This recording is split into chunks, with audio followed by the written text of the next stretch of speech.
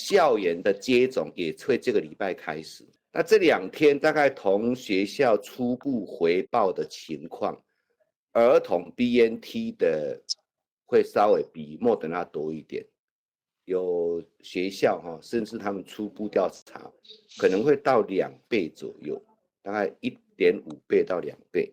对啊，我们国小的打疫苗，就政府的立场是鼓励还是不鼓励，还是自由？所以这个还是要科学的，还是要按照科学嘛？科学上是不是要鼓励打？